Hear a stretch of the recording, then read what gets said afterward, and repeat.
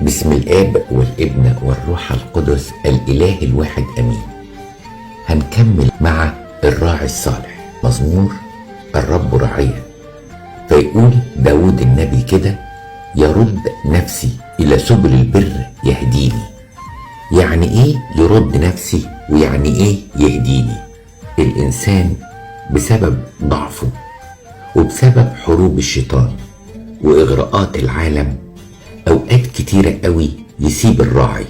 وصحيح الراعي علشان خلقنا على صورته ومثاله وادانا الحرية الكاملة إن احنا بإرادتنا نقدر نسيبه، لكن بحنيته بيدور على أولاده. طبعا لو استمر الإنسان على الرفض هيبقى مسؤول عن اختياره، لكن يعني إيه بيدور عليا؟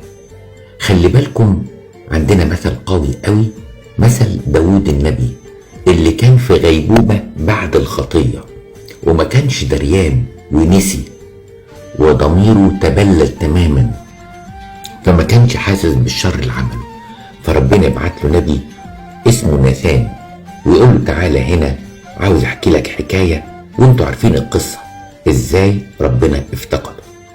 وفي مثل تاني، مثل اسمه الدرهم المفقود، اللي الست قعدت طول الليل تنظف وتكنس عشان تلاقي 1/10 من الدراهم اللي عندها.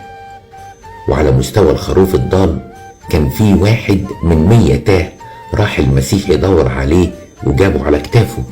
يعني عاوز ربنا يقول لنا ان فعلا انا بعمل اللي عليا مرة و2، لكن برضو بحترم ارادتك.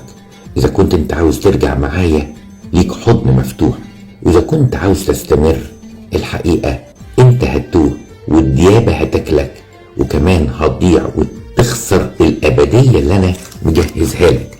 علشان كده كلمة يهديني وكلمة يرد نفسي معناها بيرجعني للطريق اللي انا سبته. واذا كنا احنا اباء بالجسد بنعمل كده مع اولادنا مرة و2 و3. علشان كده قداسة البابا شنودة الله نفسه كان بيتكلم مرة على النعمة الإلهية، فقال من أنواع النعمة الإلهية حاجة اسمها النعمة المفتقدة.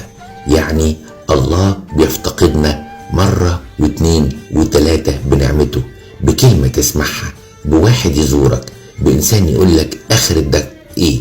ده ممكن كمان نعمة ربنا تكون مرض يمر بيه الإنسان فيراجع حياته كلها ويفهم إن ده نداء من الله علشان ما يخسرش الأبدية.